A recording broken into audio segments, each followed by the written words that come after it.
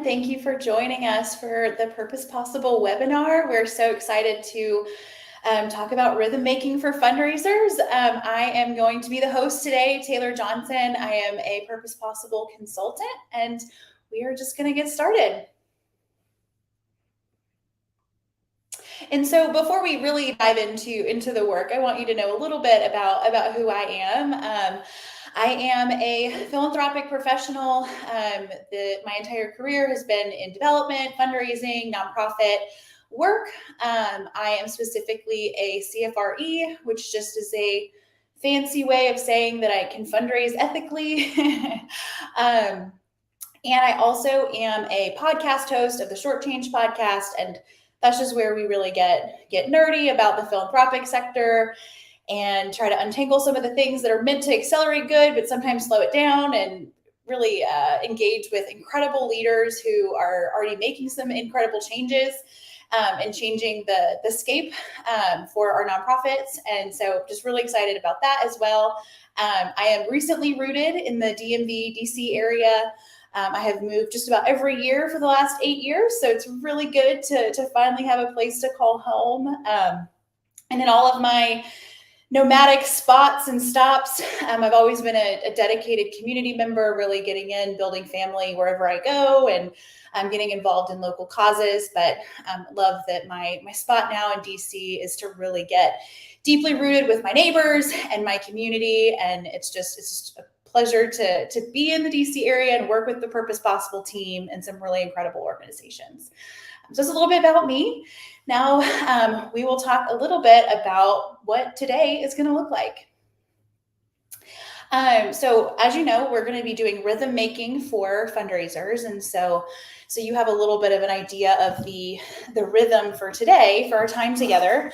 We're going to start with talking about what a rhythm is, then why rhythm matters, why rhythms matter here in fundraising.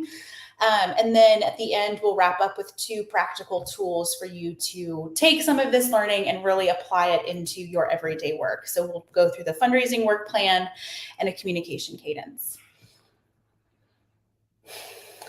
But to get started, what is a rhythm? So this definition is probably no surprise, a strong, regular, repeated pattern.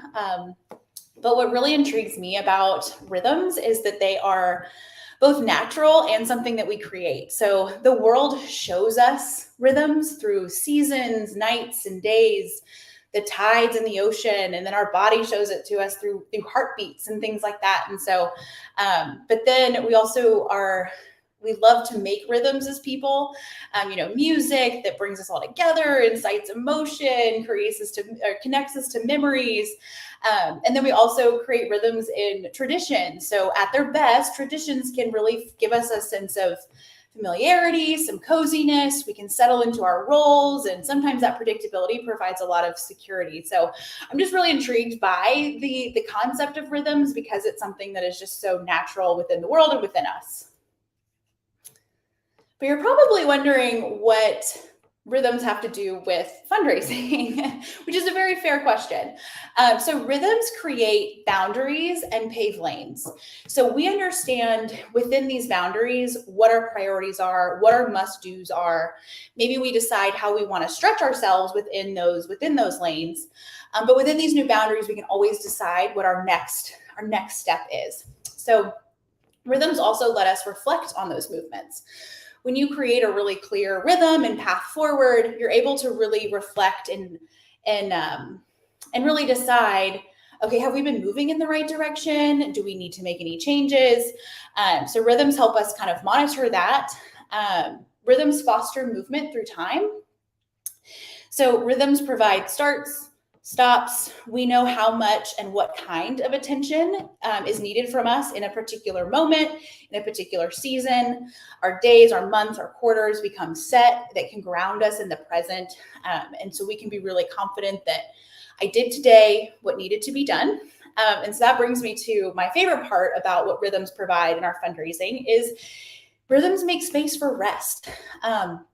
When that song is over, when the sun goes down, when the task is done, we get to put our feet up and rest. And this quote, I want to just kind of draw some attention to the very bottom where I have it bolded. So if we stop, if we return to rest, our natural state reasserts itself. Our natural wisdom and balance come to our aid, and we can find our way to what is good, necessary, and true. So I hope you are already starting to feel the importance of balance and rest in your life, but also in your work. Balance that brings rest is a core essential for us, for our well-being as fundraisers, but also as teammates and as friends and as partners and just as people. So before we get into making those rhythms, we are going to kind of take a moment to stop and face some of those but what about? So let's clear our heads a little bit. Feel free to drop these in the chat and we'll be able to see some of your thoughts. The community, we're everyone's streaming from all around different platforms, but we'll be able to share some community thoughts if you throw it into the chat. So jot down anything in the chat or in your notebook, personal notebook, anything that causes concern or anxiety or stress when it comes to fundraising and also when it comes to making fundraising plans. And I'll just leave a minute or so here to let people write some of their thoughts down.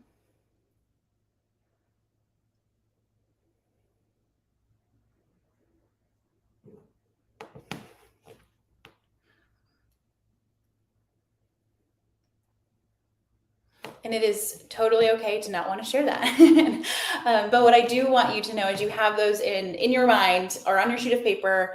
As we move through this presentation, how can these new rhythms support you in this place? One thing we really want to be intentional about is making rhythms that serve you, not just here's a best practice. This is what everybody's doing. Get with it. Let's find something that really meets you right where you are and where your particular needs are.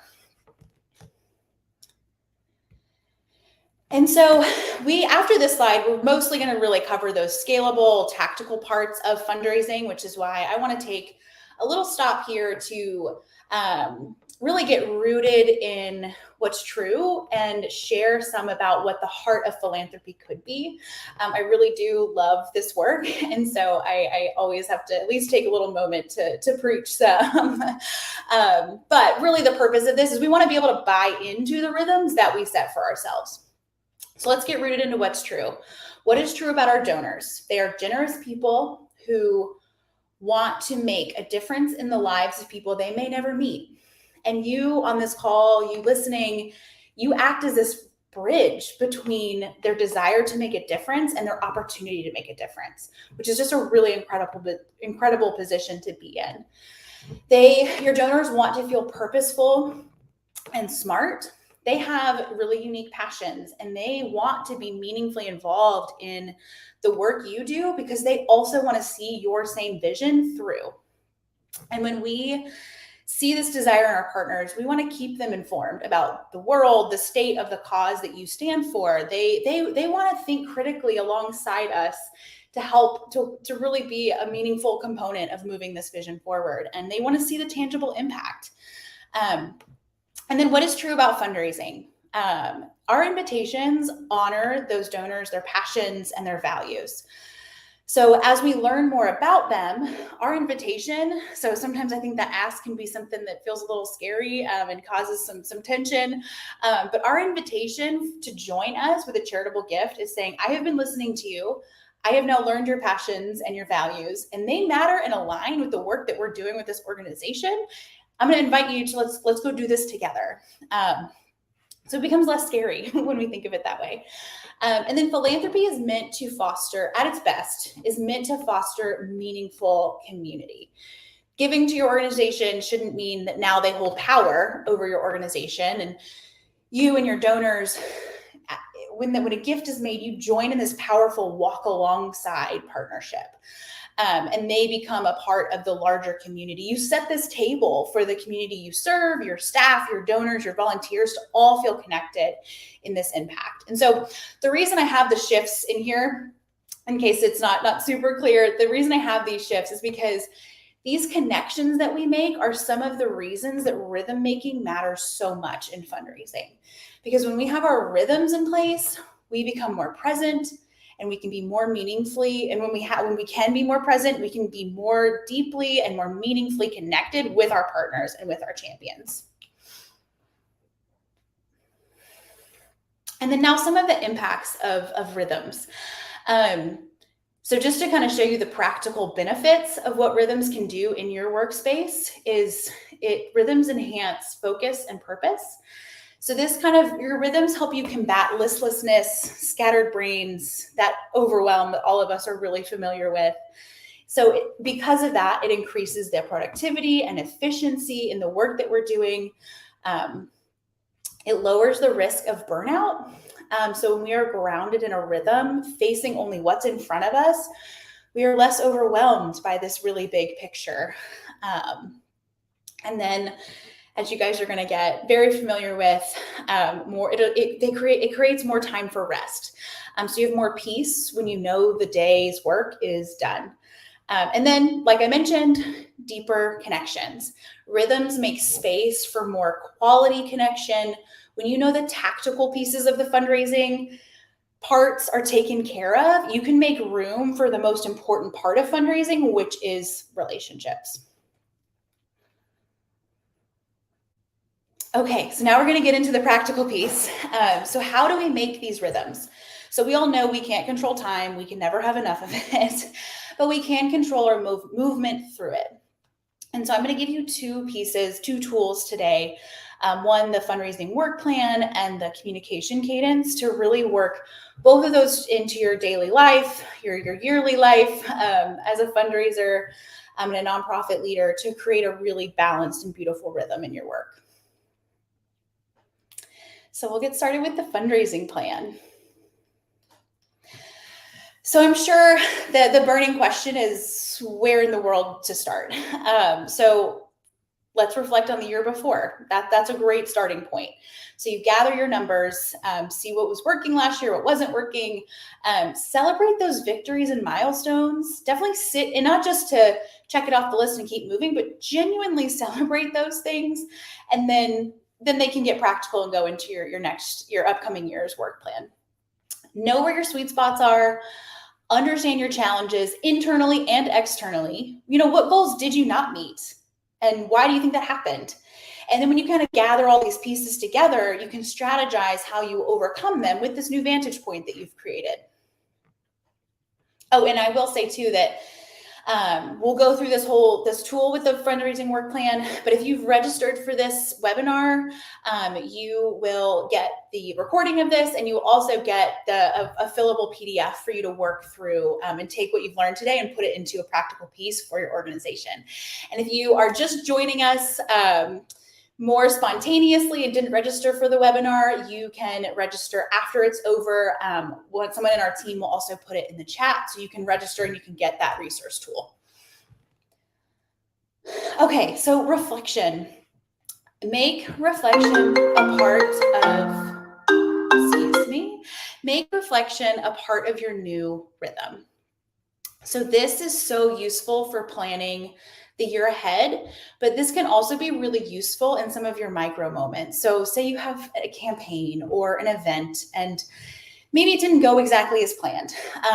But I think my biggest piece of advice here is to not let anything go to waste. So even if you didn't reach all your targets, communing with your team after these campaigns and these events, communing with your team and your donors will give everyone this piece of clarity, build trust, foster camaraderie around your next go round. And so these are just some reflection questions that, again, can be used to build out your annual fundraising work plan, but also can be really good questions to incorporate into your new rhythm after you have some of these one-off events and campaigns. So what is resonating with your people? What did and didn't work? What felt forced? What surprised you? What can you learn from this? And what is a feasible next step? And so this reflection with that next step is how you lay the foundation for a rhythm that serves you and your organization, that meets you where you're at and is really practical and applicable to the work that you do. And so then we're going to work from the top down. So with a clearer picture of your year before, you've done that really good reflection, you've brought your team together. Now we're ready to start building out the work plan. You're going to be more, when you have some of those reflection pieces and your numbers all gathered, you're well equipped to think about the year ahead. And so then you're going to set those high level annual targets. And then you're going to decide, you're going to take those big overarching themes, overarching goals, and break them into then what needs to be accomplished each quarter, each month, each week, and even each day if it needs to be broken down that small. So when you're setting these high level goals, that's when you want to be a visionary. So the case that I'm making for rhythm making is not a case for small thinking by any means. So rather it is a support system for you to take these really incredible and important and essential visions that you have, these goals that you have, and then break them into something that is more feasible, more manageable, but still really meaningful. And also rhythms allow you to celebrate. When you have rhythms set in place, you know how far you've made it, you know what direction you're going, you're able to celebrate getting closer to that vision, not only just for your sake, but for your team's sake. You can really create community around moving towards that vision. And so then we're going to work on categorizing our efforts. And so these categories are probably not any surprise to you. These are different avenues and vehicles for charitable revenue, earned revenue. And so these categories, just like the breaking it down on the timeline, these are also a tool for you to piece out that larger vision. So instead of just setting these arbitrary high level, throw spaghetti on the wall goals and activity goals for dollars, so goals for dollars, goals for activities, ask those reflection questions for each of these categories. So then how on each of these, what is working? What can we build on? What do we want to do differently? What little stretch goals can we create that when you just have this, when you go from here to here on the whole scape, it can feel really overwhelming. But if we take more of a bite-sized look at just individuals, just foundations, then you can kind of create a little more focus in the planning ahead. So yeah, how can you stretch yourself from here? What can you build off that's working in each of these categories? And then we want to make it smart. I won't spend a ton of time on this because I am certain that you have seen SMART goals before, but we want them to be specific. So what needs to be accomplished? Who's responsible for it? What steps will you take to achieve it? And I think the stress I do want to put on the specifics, a specific part of a SMART goal, is it creates so much more trust in the team that everyone knows whose role is what, who's contributing what their role is, and you can really create more of a cohesive, trust-based team. And then measurable, of course, we want it to be easy to track, want the success to be clear, so put numbers in there. Attainable, we want to stretch a little bit, but we want it to be within reach. And so coming back to that team morale, it really boosts the morale and the confidence when you can get some really easy wins that, again, because sometimes those big goals can feel really overwhelming. But if you hit your weekly or monthly target, celebrate that each time, and everyone feels a part of it and gets a little bit more confident in their whatever their role is when it comes to fundraising. Relevant, know yourself, let your authentic self, so your organization and your organization show up in these goals, yourself and your organization show up in these goals. We don't want to just set goals that our neighbors are making because that's what they're doing. We want this to feel really genuine to the work that we're doing. And then with all these goals, by when? Ask by when. When is the deadline? And I will emphasize to not make everything due December 31st because that can get a little hectic. So when you have your by when anchors, you're going to be able to kind of scatter those throughout the year, make this more manageable, and have a more balanced rhythm to go through for the year. And so before we wrap up this tool, what else makes a successful rhythm? And so I definitely want to emphasize the importance of collaboration. Get your board on board. Have them be a part of the planning process. So you can foster some ownership, involve them, get their insight. What goals do they want to meet? How can they see with their skills meet the goals, and how they can see themselves in moving these things forward. Validate their fears. I will say, we all have tension. We all have a little bit of fear around fundraising. So instead of bulldozing over that, create more connection with them, understand what their fears are, so then you can really meaningfully equip them to overcome those fears. Because maybe it's like, I don't know what to say. So then you're able to provide them some talking points and a case for support, or whatever it is that really equips them to overcome some of those fears, so they can be a really meaningful member, teammate, to work through this work plan. And then don't forget your donors and your volunteers. So you want to find your dance partners internally and externally. So in volunteers and donors, they're already connected to your work. They already love what you do. So let them engage in a meaningful way that advances your mission. Show them how they can be advocates, prepare them for asks, and engage them in thanking donors, and how else can they help you cultivate. So I really want to emphasize that this is work that is supposed to be done with other people. I totally understand that a lot of us come from very small staff. So that's why we want to also get creative about engaging those boards, those volunteers, donors. So it's not all on you or your one other staff member, or the staff. So let's share the load here. And then once all these pieces are together, you are ready. You have a fundraising work plan. You have the tools to set a rhythm for your fundraising work. And so then you get to set it and forget it. You don't actually want to forget it, but you can take so say you planned this on that PDF that we're providing, maybe you put it into an Excel sheet, but then find what works for you. Is it a calendar structure? There are tools like Manage It, Asana, Trello. These tools support your work to basically do the thinking for you. That's why I love being able to kind of take these big goals and then scatter them throughout the year. So then each time you boot up the computer again on Monday, your target's already been thought of. The heavy load of the thinking and the planning have already been done for you by you. It's a great favor you can do for yourself. And so also I want to note the Purpose Possible work plan service. So one of our tools and services that we provide to our clients is this co-building of a fundraising work plan that helps the development team create meaningful rhythms for these efforts. And then beyond co-building, our Purpose Possible teams and consultants actually support implementation of these rhythms as well. So just a little note about that. And then that wraps up our fundraising tool, our fundraising work plan tool. And so now we get into a little bit of a simpler tool, smaller tool, but the communication cadence. So where do we start for this one?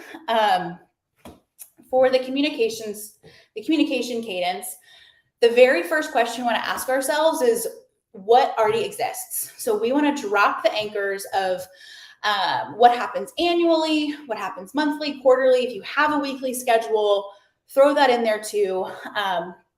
But the really important thing here is going to be to drop those specific things that you know are already coming. You already know that maybe, again, you might not have been thinking them as rhythms, but they're already a part of the rhythm of your organization. So annually, are there events? Are there campaigns? Are there holidays or months that are relevant to your specific cause that you know you do a specific push for every year? Then do you have, a schedule for newsletters, donor community communications, board meetings, blogs, social media posts, all of those things? So we want to have our full landscape of that. And then we're going to get into balanced rotation with these things. So I love to rotate between inform, inspire, and invite. And so inform is, those program updates, those deeper education. What we really want to do here is share with our partners, our champions, what is happening, provide them opportunities to think critically with us. Maybe is it a blog or an article, and just, have you thought about, fill in the blank.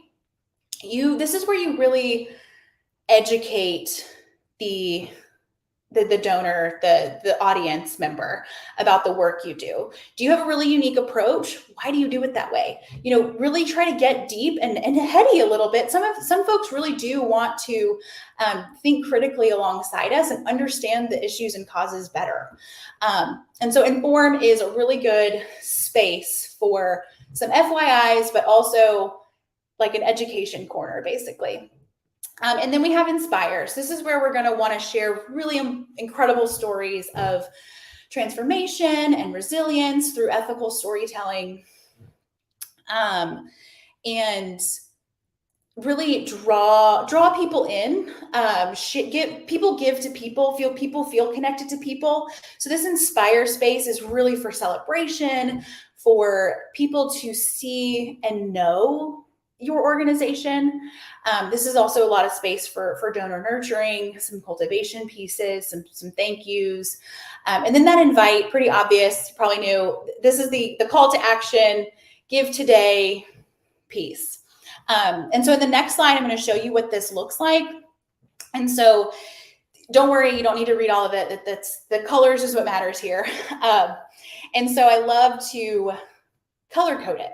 So this color coding, so this the yellow, the Inform is orange, Inspire is yellow, the green is that invite.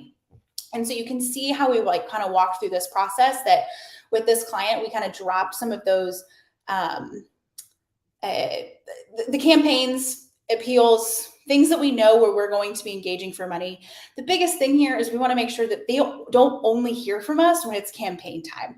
So we want to fill in the rest of our calendar, our communication cadence, with that Inspire and Inform. And so what this planning process can do is ensure that you are consistently engaging with your champions in really meaningful ways, and that you aren't only showing up in their inboxes when it's campaign time and it's ask time. So you want to spread out, still have consistent calls to action, but spread those out a little bit. And then with this yellow and orange space, you don't necessarily have to decide exactly what you're going to talk about at that point, because I know that can also bring its own overwhelm. But it can hold space for different topics. So you kind of know, okay, in May, I know that we're going to want to have a transformation story of this kind. Just throw that on there. So then come April, you can really focus specifically look like what specific story you can put in that place. But again, it takes out some of that heavy lifting with the thought process. So the thought process is already done. You can just kind of, when you're in motion, start to fill in the blanks. And so then, and in all your comms, I will say too, because I have shared this before, and someone's like, I thought best practice was to have a call to action in every engagement. So it is best practice to have a call to action. Sometimes that's going to be more of like a soft ask, so people can react to the things that they're reading. But it's not necessarily, this is a donation solicitation email. This is a story we're sharing. If you'd like to get more involved here, it's just a little bit of softer, where those green spaces these are really specific, focused efforts to engage people with their charitable giving.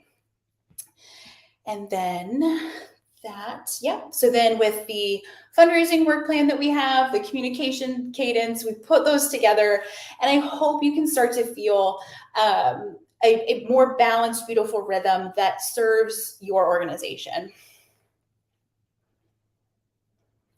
And these are just some grab bags that kind of don't really fit anywhere else, but just some thoughts that I've used with other nonprofits that I've worked with.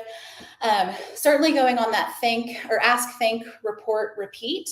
And that's more just in kind of how that communication cadence is. We're trying to create some space. We don't want it to just be, you only hear from us when it's time for us to ask for something. Be sure to thank them for that gift, report back on the impact of that gift and just the incredible impact that your organization is having before you have that ask again. So it's a little bit just a different way of saying that Inform, Inspire, Invite. And then recognizing anniversaries has been a really useful rhythm that we've seen with some of our clients. Because sometimes when we try to make our first bits, if we haven't really done the work of engaging with our donors through like phone calls and things, or even just thank you notes, where sometimes they hear from us and they're like, this is out of the blue. But when it's an anniversary, it's a really cool way to say, wow, you have been committed with us for 1 year, 5 years, and really being able to celebrate those milestones with them. And then being able to really share and report back to, like, you've been with us and this is the incredible stuff we've been doing since then. So that's a really cool way to do it. I block off time on Thursdays for thanking. It's just to make sure that the people that we're working with are being stewarded well. So I block off time in my calendar for acknowledgement letters, thank you emails, thank you texts, calls, notes, just to make sure that that part of the work is being done. And I know that that is a protected space on my calendar to do so. And then also creating a welcome series and a stewardship flow is a great idea for rhythms. And this is really just to, when somebody makes a gift, they then have this rhythm that they go through as a new donor to your organization, whether that's a welcome series through like an email drip, like 2 to 3 email drip, or just a stewardship flow of whatever it is that fits your organization and your capacity.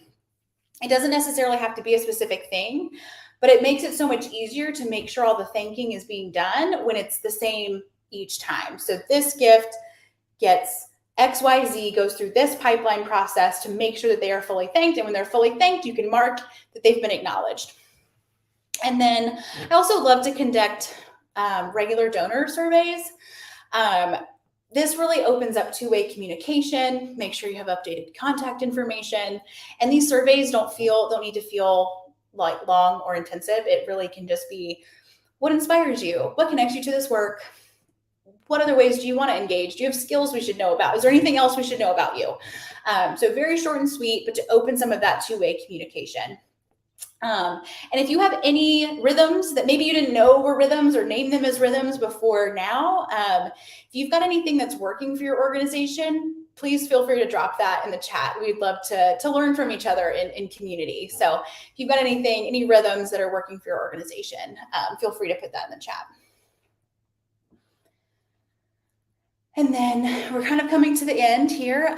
So rhythms do not have to be robotic. So rhythms give you a really incredible freedom to focus on what is right in front of you. Rhythms can ground us in the present, freeing our mind of all the things that need to get done, all the big milestones that need to be reached, and really give us the opportunity to focus our minds on what and who are right in front of us. And rhythms also, they help you trust yourself as a leader. You set these goals, you created this rhythm for yourself this year, and you did that when you were feeling rested, refreshed maybe, but definitely enthusiastic for the year ahead. You did the visionary work, you were thinking big, brought it down to a bite-sized level. And so you in your present time can trust past you that what you are working on this week, what has been set for you this day, really does matter for the overall bigger vision. But I do want to stress that rhythms do allow for fluidity. Rhythms by no means are rules. There is always space for pivots and changes. And rhythms are really good for relationships, and that's internally and externally. So we've kind of mentioned it over the course of this presentation, but trust in teamwork, camaraderie can be created within these rhythms with your staff, with your board members, with your volunteers. And because when everybody knows what their role is, where they can find ownership, what they know the person next to them is going to be contributing, everyone feels a part of the whole picture. And then again, for external relationships, when these tactical pieces are put in place, we have more space for those deep quality connections with our champions and our partners. And so rhythm lets you know when the work is done. So I've said it many times today, but I can't stress how important it is to know when you can truly rest. And when we just set big goals for the whole year, we are moving full speed ahead, spinning our wheels. There is no rest. And so these rhythms create little pockets of time through your days, through your weeks, to be able to find that space to meaningfully rest, because you know what was done in front of you is what needed to be done. Tomorrow will bring its own tasks, its own stresses. Because I think a lot of times too, we throw that major, large annual event that I'm sure makes all of us tense up a little bit. And the staff, at the end of it, rests or more so collapses. And so we want to build rest into our year so we don't have people burning out with some of these events. And then also just being so overwhelmed with the entire goal, like only being focused on the entire goal at all times, can certainly cause stress and overwhelm. And so rhythms really allow for those little pockets of beautiful rest for us. And then I do want to share the lazy genius principle. Start small. So rather than the finish line, make movement the new goal. And I think that is so important, because rhythms that we're creating are not meant to overwhelm us. It's not like, oh my gosh, here's a whole other plan with some bossy to-do lists. This is to help you add simplicity to your processes so you can really enjoy the beauty of fundraising and advancing your mission. Because you're just focused on right now. You're focused on what you can handle at this very moment. And so we can enjoy the ride a little bit more.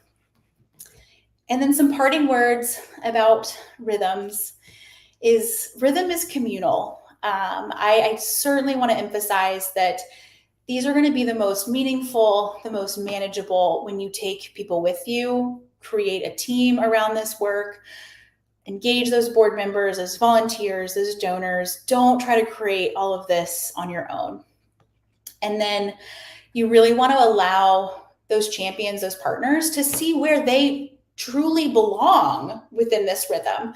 So it's giving them ownership from the get-go. It might be loosening our grip a little bit on some things, but being able to create a rhythm that is communal.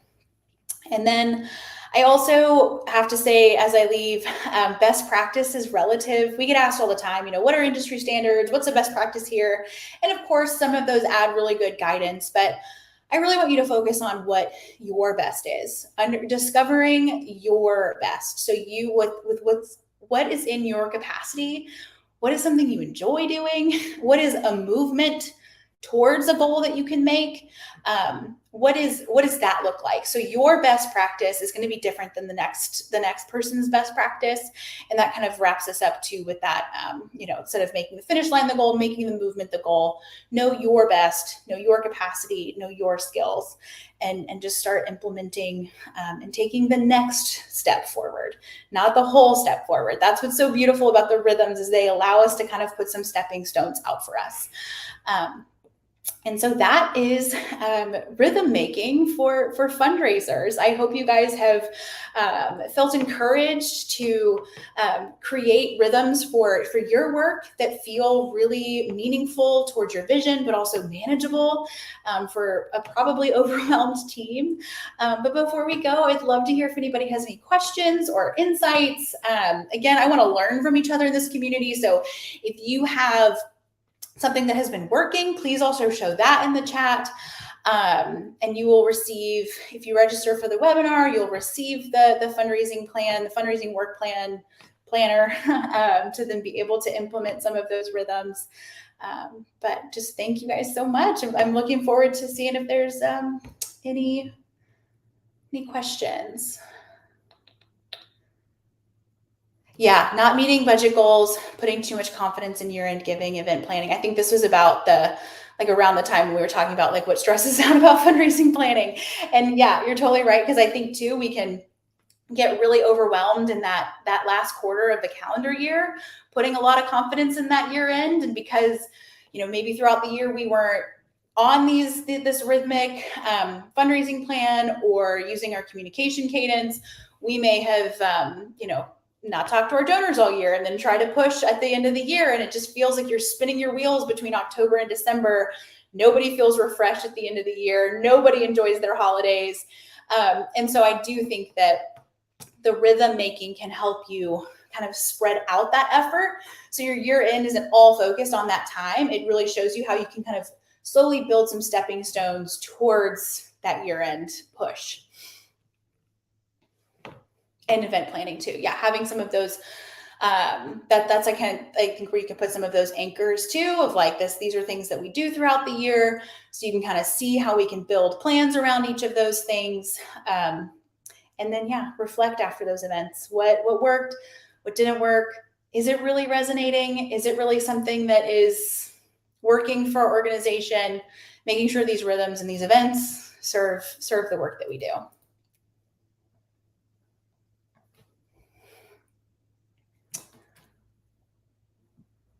All right. Well, thank you guys so much. Thank you for being here.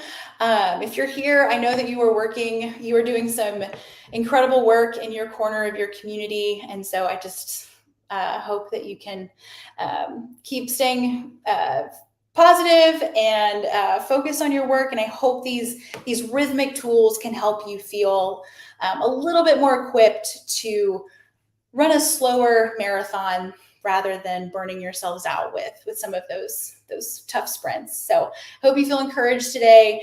Definitely go register for the webinar if you spontaneously joined us today. If you've already registered, you'll receive your tools. And then I am active on LinkedIn, Taylor Johnson, CFRE. Would love to connect with you if you have any other questions. And then as always, feel free to connect with Purpose Possible on our social pages and also on our website. We'd love to get to know you a little bit better. Thank you guys so much for coming.